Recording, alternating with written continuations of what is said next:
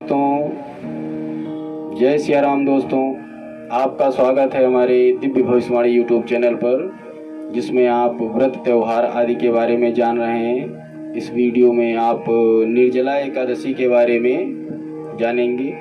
ज्येष्ठ माह की एकादशी निर्जला एकादशी कही जाती है। इस दिन व्रत में जल नहीं पिया जाता है, इसलिए इसे निर्जला एकादशी कहते हैं। यदि बिना खाए नहीं रहा जाए तो कहते हैं फलाहार लेकर व्रत रहना चाहिए। यह वर्ष भर सब एकादशियों में सर्वोत्तम मानी जाती है। जैसा कि इसका नाम ही है निर्जला एकादशी, तो इस दिन जल नहीं पीना चाहिए। लेकिन अब यथासंभव अगर ना हो पाए तो कुछ रसाहार लेकर के व्रत पूरा किया जा सकता है। कहते हैं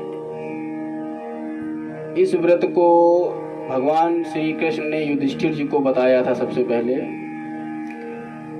पूजा विधान में कहा गया है, इस दिन सब मटके में जल भर करके, नया मटका लिया जाता है और उसमें जल भर करके ढक दें, और ढक्कन में चीनी, दक्षिणा, फल इत्यादि रख करके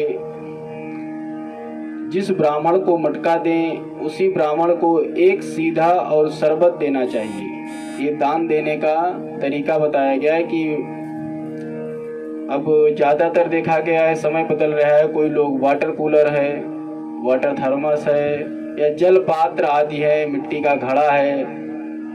मित्रों, ये जल संग्रह करने का और जल दान देने का व्रत कहा जाता है। लेकिन कुछ लोगों को मैंने देखा है कि इस व्रत को पूरा करने के लिए जैसे आधुनिक समय में दान जो चीज़ें दी जाएं व्यर्थ ना हो। अब आप छोटी सी, एक कहीं देखा है, छोटी सी मटकी ले ली और एक छोटा सा पंखा रख दिया और 4 पतासे रख करके और गए मंदिर के किनारे रखा है। तो इससे क्या होता है, ये दान का संबंध भी ऐसे रखा गया कि जिसको दिया जाए उसको प्रसन्नता प्राप्त हो। तो आप लोग दान में ये ध्यान रखें कि जैसी वस्तुएं स्वयं उपयोग करते हैं वैसी ही वस्तुओं का मंदिर आदि में दान करना चाहिए। तो इस दिन जल पात्र है, पंखा है, वाटर कूलर है, जो आपकी यथाशक्ति हो उस हिसाब से शीतलता प्रदान करने वाली चीज़ें दान करी जाती हैं। स्त्रियों को इस दिन मेहंदी लगाकर, नथ पहनकर, ओढ़नी डालकर बायना निकालना चाहिए। बायना निकालना, सीधा निकालना, ये हमारी बड़ी पुरानी परंपरा रही है हर व्रत त्यौहार में। और एक मिट्टी के मटके में जल भर करके, चीनी, रुपया रख करके बायने के साथ कहते हैं आम का दान दिया जाता है। करवे पर रोली से सतिया बनाकर ढक्कन से ढक दें, फिर हाथ फेर करके सासू जी के पैर छू करके दे दें। तो नाना प्रकार के दानों का प्रावधान बताया गया है। और निर्जला एकादशी की व्रत कथा है। एक समय की बात है, भीमसेन ने व्यास जी से कहा, हे भगवान, युधिष्ठिर, अर्जुन, नकुल, सहदेव, कुंती तथा द्रौपदी सभी एकादशी के दिन उपवास व्रत रखते हैं तथा मुझसे भी यह कार्य करने को कहते हैं। तो मैं कहता हूँ कि मैं भूख बर्दाश्त नहीं कर सकता और मैं ये व्रत नहीं रह पाऊंगा। मैं दान देकर वासुदेव भगवान की अर्चना करके उन्हें प्रसन्न कर लूँगा। बिना व्रत किए जिस तरह से हो सके मुझे एकादशी व्रत का फल बताएं। मैं बिना काया क्लेश के ही पूरा फल चाहता हूँ। इस पर वेद व्यास जी बोले, हे भीमसेन, यदि तुम्हें स्वर्ग लोक प्रिय है और नरक से सुरक्षित रहना चाहते हो तो दोनों एकादशियों का व्रत रखना होगा, शुक्ल पक्ष और कृष्ण पक्ष की। भीमसेन बोले, हे देव, एक समय के भोजन करने से तो मेरा काम ना चल सकेगा। मेरे उदर में वृक नामक अग्नि निरंतर जलती रहती है। भीमसेन के पेट में एक वृक नामक अग्नि, जैसे जठराग्नि होती है सभी के पेट में, पर्याप्त भोजन करने से मेरी क्षुधा शांत नहीं होती है। हे ईश्वर, कृपया करके मुझे कोई ऐसा व्रत बता दीजिए जिसमें हमारा कल्याण हो जाए। भूख तो बर्दाश्त मेरे से होती नहीं है। व्यास जी बोले, हे भद्र, ज्येष्ठ की एकादशी को निर्जल व्रत करिए।